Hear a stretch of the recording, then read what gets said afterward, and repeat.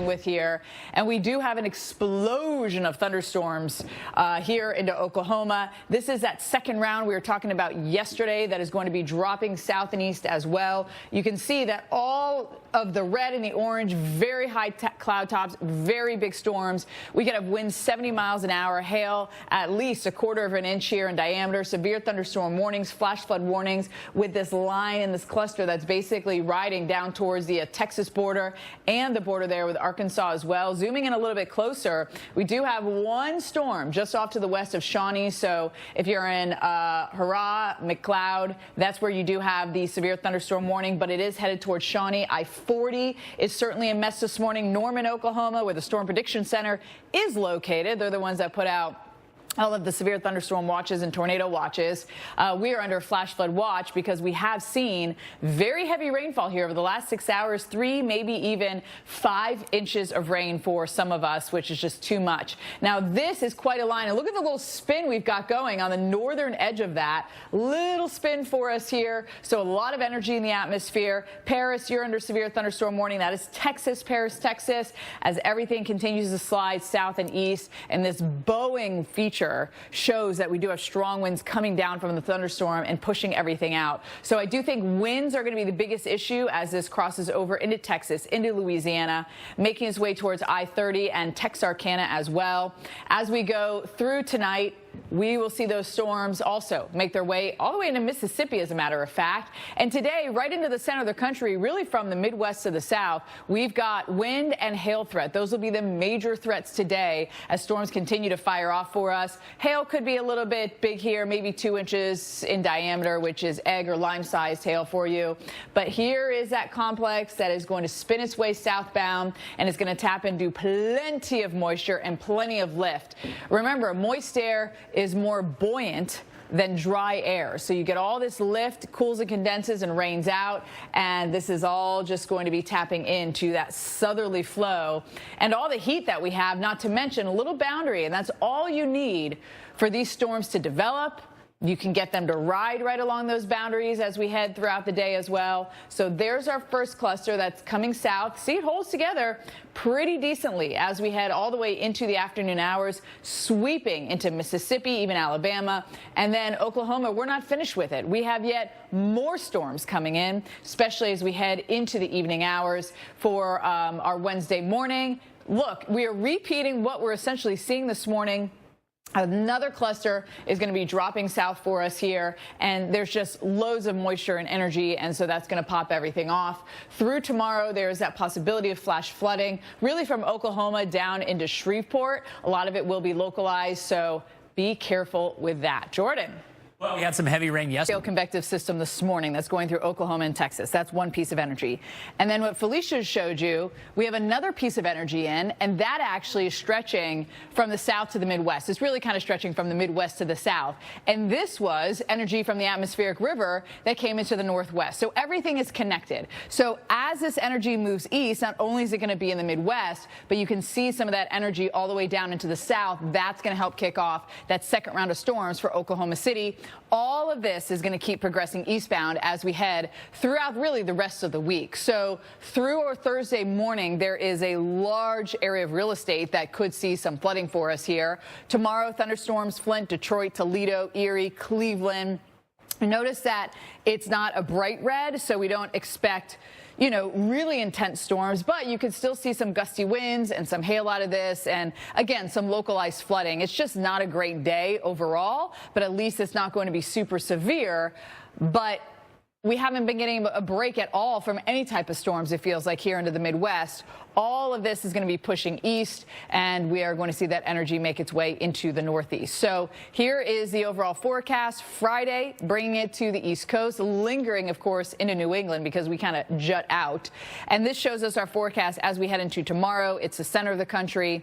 Then it makes its way here into the Northeast. Really, our Thursday morning commute is going to be on the slow side, lingering into New England as we head into our Friday as everything starts to wrap up. And then we kind of reset and see our next next piece of energy come into the picture for us here. But through Friday morning, it is New England that is going to see that threat for some flooding for us. Overall, Jordan, not very heavy rain. I think the flooding will be more of a localized thing. Well, outside of that, we got to talk about temperatures first. Get you out the door into the southeast, where we are going to see the threat for. Let's have a look at the fire right now. It is 75% contained, but unfortunately, we have burned 14,000 acres. 1 acre is about the size of a football field without the end zones. So picture 14,000 football fields, essentially, that have been burned. That is tremendous. We do have a little bit of cloud cover today. Here's where the fire is located, and that's near Tracy, California. And we are going to see things really dry out. And this is what I worry about, is that it's going to get drier and hotter, and it stays that way for the extended period. We'll still see some breezy conditions, 20, 30-mile-an-hour gusts, which is less than ideal. And what I think is really bad is not only going to have the winds, but you have that combined with the heat and the very low humidity. You know it's hot when Vegas gets an excessive heat warning and Phoenix gets an excessive heat warning. Sacramento, these areas are typically hot, but we are going to be well above average, even record-setting in some instances, thanks in part to our jet stream going all the way north, allowing that heat really to get into the northern tier as well. Vegas, our average high is 96, just for some, comparison there for you. We are well above average here, and we get even hotter as we head into tomorrow, all the way up into Redding, Fresno, Bakersfield. And so there is actually a major heat risk threat for a large portion here of the West. Moderate anywhere from the plains all the way to the coastal regions. So you want to stay hydrated, stay in, cool places. And speaking of that, multiple Sacramento cooling centers are going to be open today through Thursday. We'll see if they extend it after that. And if you are thinking about jumping in the water to cool off, you have to be very, very careful. Our water temperatures are anywhere from the upper 40s to the mid 50s. And when you're in that range, you can go unconscious, in 30 to 60 minutes, 1 to 2 hours. So you have to keep in mind that you can get really shocked when you get into this cold water. Your body loses heat a lot faster. Your muscles maybe don't work as well, and hypothermia can occur very quickly. Into America's Morning Headquarters, I'm meteorologist Stephanie Abrams, joined by meteorologists Jordan Steele and Felicia Combs. We are watching the threat of more severe weather in the South and the Midwest, and we could see more scenes like this. A reported tornado Sunday in southwest Texas in the town of Sanderson injured 2 people, and heavy rain yesterday flooded streets in eastern Oklahoma. Let's get right to it, because we do have a cluster of thunderstorms, a mesoscale convective system, Jordan, right now in the south. Yes, we do. We got a severe thunder. Hurricanes are one of Earth's most powerful storms, metaphorically similar to the human body. They have their own anatomy and structure. Meteorologist Lynette Charles takes a look at what makes a hurricane actually a hurricane. Down to the basics. I mean, knowledge is power. You feel more confident when you're knowledgeable about something. So now you know a little bit more about hurricanes, and we'll just continue to educate you on them here on the Weather Channel. No tropical development over the next 7 days, though, just to stir the pot a little bit. A couple models want to bring a little something. Too soon? Too soon. Too soon. Next week. Just stirring the pot over here. Yeah, it's too soon to talk about that, but it does look like the GFS wants a GFS, and the Euro even has a tiny little low kind of going over Florida. Will it be a tropical entity? And it's still literally a week away. I'm talking next Tuesday. June, we typically see development closer to home. By the way, this does come up from this area, the Gulf, the Caribbean, if it does actually happen. And the main development region, which is this area, the sea surface temperatures are now typical of August. It's only June. We are literally 2 months ahead on our ocean warmth, and there's really no end in sight. I mean, it's not going to go back. What would make it go back down? It's not like we have this cooling event that's going to be happening. And if we look at the Atlantic, the hurricane season really gets busy as we head into August, September, and October. The first name on the list is Alberto. Goes all the way to William.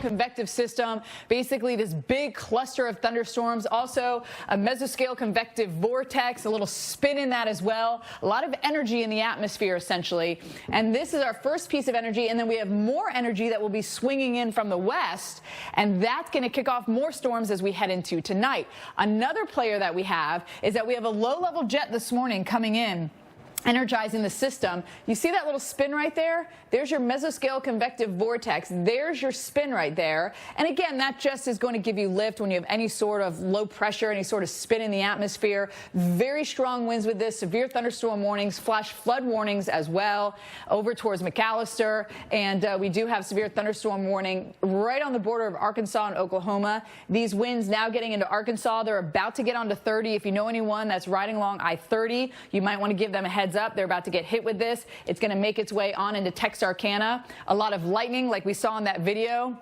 illuminating the sky this morning, and there's some of your heavier rainfall, anywhere from 3 to 5+ inches of rain and locally higher amounts. Now this says into tonight. It's like, wait a second, we're not going to be done after this one? No, there's another piece of energy that is going to be actually part of an atmospheric river that came into the northwest, is swinging east, and it's going to stretch from the Midwest all the way to the south. That's going to help trigger some more storms, and we could see hail and damaging winds with those as well. Flood alerts here. We have flood watches. That just means conditions are favorable for flooding from Oklahoma City all the way down to just north of Alexandria. Shreveport, you're in on that. Again, here is that explosion of weather that occurred really early into the morning hours. Here's what it's looking like at the surface, tapping into all of this moisture. And remember, moist air is more buoyant than dry air. You also have a little boundary here, and they really are. These thunderstorms essentially are low pressure. This boundary is a low pressure. That's a low pressure. They're all forms of low pressure. They just look a little different, right? Kind of like people. We're all the same thing. We just all look a little different. And so they all like to hang out together and really influence each other and fire each other up. It's kind of like they're all on the same team, and so they're all going to basically cheer each other on and fire each other up. So we will see more storms as we head into Mississippi, Alabama, even Georgia could get some of those. And then into the evening hours, we get more energy that comes on the scene. And that means that Oklahoma City is going to get another round, and a lot of the same areas are going to be getting a lot of the same weather as we head into the overnight and early morning hours. So through tomorrow morning, there is that threat for flooding here, Jordan, with our first complex, and then our second one coming through. Oh, it's just like repetitive. This is that energy I was talking about. This was part of an atmospheric river. It's moving in, and that trough gets all the way through the plains here. And so it's going to bring us storms from the Midwest all the way down to the south. It's kind of wide-reaching, and it's going to help kick off all that energy. And then everything's just going to be sliding east as we head throughout the day and into tomorrow. There's that threat for flooding. Again, I think it'll be very localized. Just because we have green on this whole area doesn't mean that the entire area is going to be getting in on flooding. Tomorrow, Flint, Detroit, Toledo, Erie. These spots will see storms. I don't think they're going to be excessively severe, but you could get some gusty winds with them, maybe a little hail out of them, but they will be spotty, and you're going to see a couple rounds go through the area too, so don't think you're finished once you get just kind of one storm to go through. You're not going to be a one and done on this. So as everything moves east, it gets along the I-95 corridor, and we will see those thunderstorms really fire, especially into New England. You're going to see them linger a little bit longer. Of course, we jut out a little bit farther east.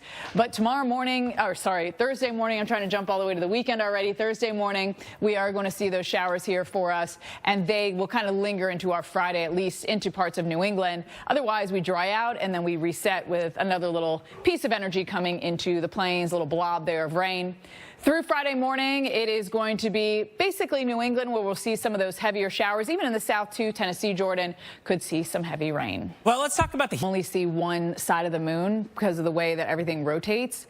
Like, you would think because the moon is rotating, we would see it at some point. Right. So I always have to, stop and think about why that works the way it does.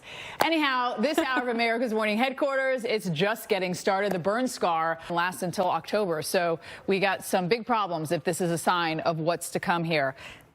Over 14,000 acres burned, just to give you some perspective. 1 acre is about the size of a football field without the end zones. So imagine almost 14,000 football fields. That's even hard to imagine, but it gives you a little perspective.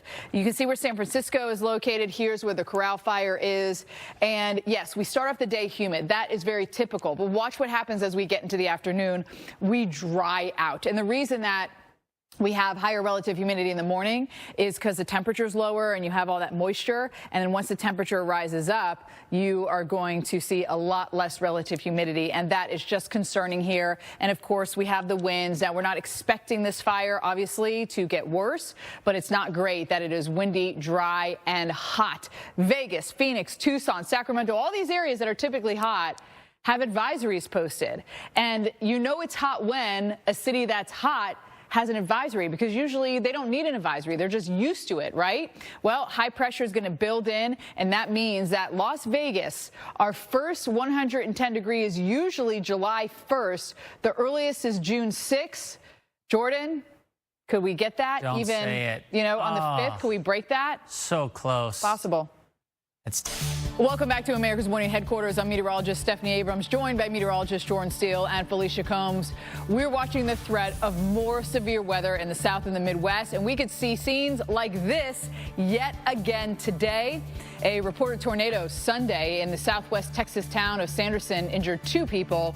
Heavy rain yesterday flooded streets in eastern Oklahoma. And guess what? It is ongoing this morning. Jordan, we don't get a break for a while. No, we don't. It is going to be hot, and that's something that we're going to have to deal with in Texas big time, because we have heat advisories, excessive heat warnings, and this is with our temperatures going into the 1-teens in some locations for us. And that goes from Fort Stockton to Waco all the way down to Corpus and Laredo. Look at the warmth right now, already in the 70s and 80s for us here into Texas. Dallas at 78, San Antonio, Corpus, we're already in the 80s. And then you factor in that humidity with the 70s and the 80s, and that's going to make it feel a lot hotter. And that's why we have all those advisories that are posted for us here. Right now, our dew points in the 80s. So today, it's going to feel like it's 100 degrees all the way up to Lubbock. San Angelo, 106 is what it's going to feel like, and it gets even worse than that, by the way. And it's not only the feels like, it's also the potential for records. Del Rio, we could smash a record from 2013, the same into Abilene. And notice, San Antonio, it hasn't been this hot since 1916. That tells you how rare it is. I know everything's bigger in Texas, and it's hot there, but not this hot, especially not this early in the season. So as we go into today, Dallas is going to feel like 102, Oklahoma, New Orleans, 95, 100 respectively. Look at Corpus, and one of the other big problems is the overnight temperatures don't drop. By this evening, 7 o'clock, it's still going to feel like 104. So you go out for a late run in the day, and it can be really taxing. Water temperatures are exceptionally warm as well. Not a great sign as we kick off the hurricane season that we're running how we typically are. We're as warm as it should be in August. We're going to get to more detail on that coming up here after this next commercial break. But if you're headed into that warm, inviting water, then be careful for a rip current, especially here on the Texas coast. Felicia. We're in hurricane season now, and hurricanes are one of Earth's most powerful storms, metaphorically similar to the human body, as they have their own anatomy and structure, as meteorologist Lynette Charles shows us.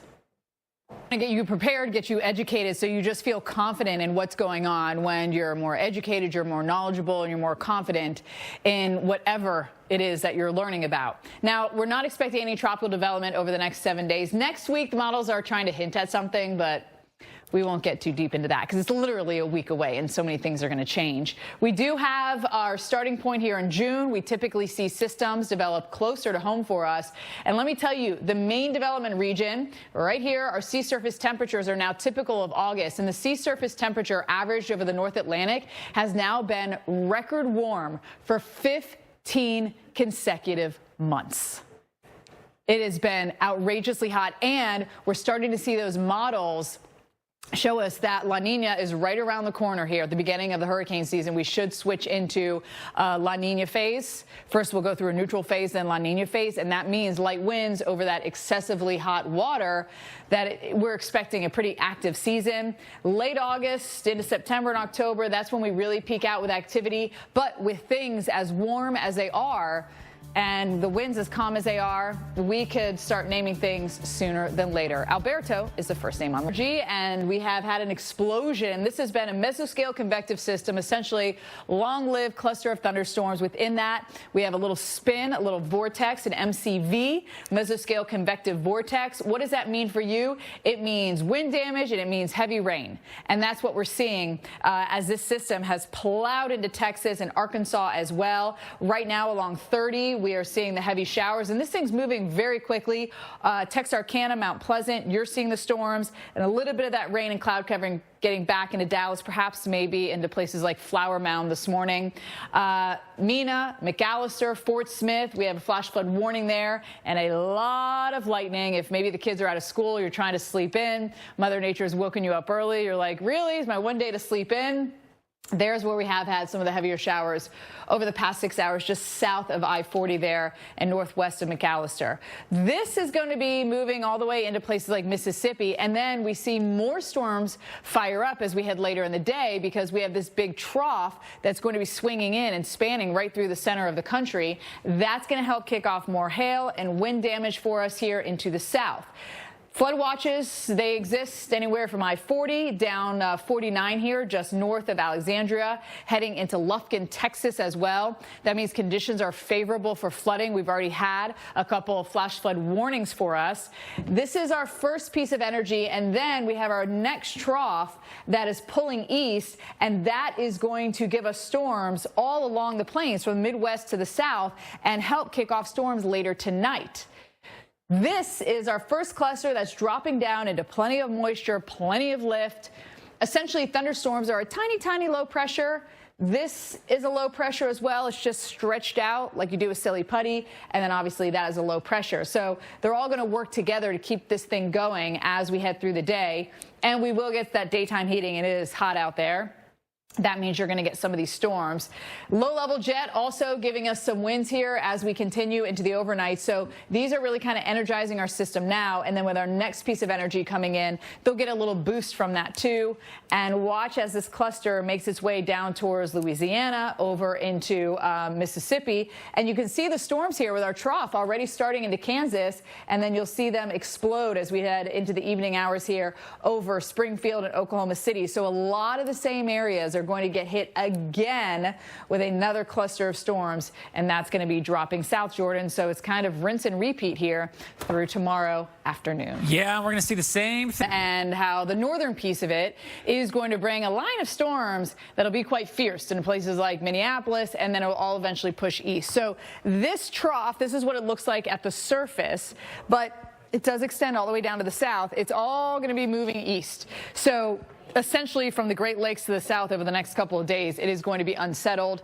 Through Thursday morning, there's the potential for flooding. I think it will be highly localized, though, when we talk about who's getting the flooding. Flint, Erie, Cleveland, Columbus, Fort Wayne, all these areas are going to see scattered storms throughout the day tomorrow. So you won't be a one and done with this. You're going to see multiple rounds that are going to come on through, and that means that you could get drenched, you get a little break, then you're going to get drenched again, and then it all is going to make its way into the northeast for us. This will get all the way to the I-95 corridor as we head to our Thursday and Friday. So this is really our weather maker as we head through the week here. There it is on Wednesday, as we were talking about yesterday, as I was just talking about. Then as we head into our Wednesday afternoon, it does nudge its way here into the mid-Atlantic.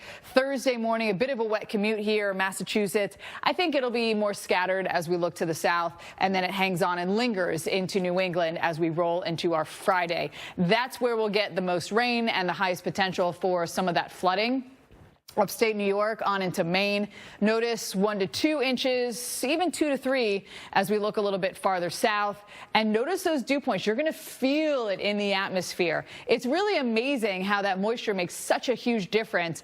Behind it, much drier. So you will be able to tell very easily when that boundary has come through you, because you're going to go from the 60s to the 40s with our dew point temperatures, and that will make a massive difference. You'll also feel a little cooler, a little more evaporative cooling happening on your skin here, Jordan. So just when you feel it, now you'll know exactly what's going on in the atmosphere. It's so funny, too. Well, this hour of America's Morning Headquarters, we're going to continue to talk about outer space. And the situation here. 14,000 acres, 1 acre is about the size of a football field without the end zones, 75% contained, which is great. In the morning, you do typically have the most relative humidity. Obviously, there's the fire, but as we go through the day, our temperature warms, and it warms very hot today. That's going to dry out the atmosphere, so this is not great. I know they're 75% contained, but you still don't want these dry, hot conditions for the firefighters who are still dealing with it. And the wind in the event also if another fire kicks off here too. They're investigating how this one started, by the way. And you know it's hot when Vegas has a heat advisory, Phoenix has a heat advisory. Usually we don't have advisories for these areas, even when it's in the triple digits, because that is average for them. But this is quite early and quite above average. High pressure is going to dominate the west, allowing the heat to get all the way to the northwest. In fact, Vegas could see our earliest 110-degree day on record. I mean, it's going to be close as we head into tomorrow at 109, and then we could tie it here as we head into our Thursday. So Vegas, by the way, 90, we're usually around 96 for our high. Sacramento's like the mid 80s. So that just tells you how we are so much above average, 10, 20 degrees. And it's not only the highs, it's also the lows. So we don't get any break from that. If you are trying to get a break and jumping into the Pacific, which is quite frigid, notice that you could have hypothermia within 30 minutes to 2 hours. That's how quickly it can happen. So be very, very careful in that water. And if you do find someone, you want to make sure you take their clothes off and warm them up as quickly as possible. Get some blankets around them and warm them up. Thursday, that heat continues for us here in the west, and we're even going to break some records. Welcome back to America's Morning Headquarters. I'm meteorologist Stephanie Abrams, joined by meteorologist Jordan Steele and Felicia Combs. We're watching the threat of more severe weather in the south and the west, and we could see more scenes like this and like this. A reported tornado Sunday in the southwest Texas town of Sanderson injured 2 people. Heavy rain yesterday flooded streets in eastern Oklahoma. And we're already seeing flood warnings this morning, severe thunderstorm warnings. And Jordan, this is going to continue on all the way into really the next couple of days. Yeah, and of course, stars and planets are aligning for space enthusiasts this year, and the cosmic action just keeps on coming this summer. I love it. And that includes a once-in-a-lifetime chance to see an exploding star. As long as it's not our sun, then I'm okay with it. It's far, but you could see this thing in your own backyard. We want to welcome in Michelle Nichols, the Director of Public Observing at the Adler Planetarium in Chicago. Michelle, thanks so much for being with us. So what exactly are we going to be watching for when we look up in the sky and spot this exploding star? So this is called a nova, and what that means... Hi. Exactly. Actually, so go out, find the Big Dipper. If you can find the Big Dipper, you can find this thing. So go to the handle of the Dipper. Got it. Those were good instructions, but I'm still like, I'm going to need an app for that, or I'm going to have to call you, Michelle, to help me there. Let's talk about the planetary alignment. That is another rarity happening in the sky. So other than the star that's going to appear that wasn't there, that will be there, and these planets, if you happen to miss some of these, are there more coming up this summer to check out? Yeah, there's a telescope, though. Would you be able to see more than 2 of those planets that you mentioned lined up, or do you need like a high power telescope? If you know where, you could use a small to see. Well, we appreciate it as always, Michelle Nichols. Thank you so much, Director of Public Observing at the Adler Planetarium. We appreciate it. All right, maybe you're going to walk, your dog wakes you up in the middle of the night, Felicia, and you're going to go for a walk, look up, see if you can see any of this stuff. Hurricanes are one of Earth's most powerful storms. Metaphorically similar to the human body, they have their own anatomy and structure, as meteorologist Lynette Charles explains. So we want to educate you and empower you and give you knowledge so you feel more comfortable during hurricane season, especially if you're new to the Gulf Coast here or even into the Northeast. I mean, we've seen so many storms going to the Northeast, especially last year. What, 2 or 3 storms up there? No development over the next 7 days, though. Next week, some of the models are trying to get something going here, but that is still literally a week away. And just stirring the pot a little bit with that one. As we look at where we typically see June development, that's in the Gulf, the Caribbean, really closer to home typically, not necessarily far out to sea, though it can happen. This area is as hot as it should be in August. So we are a couple months ahead of schedule when it comes to the warming temperatures, and the trends are showing us going into a neutral phase out of El Nino and into La Nina here for the beginning of the hurricane season, which means calmer winds and warm temperatures, and that means that we could be very, very active. The sea surface temperature average over the North Atlantic has now been record warm for 15 consecutive months, and there's really no end in sight. So as we get deeper into hurricane season, really peaks out here August, September, October. First name is Alberto. What you should be doing now, just start getting things prepared that maybe won't expire and that you can hold on to and avoid those long lines.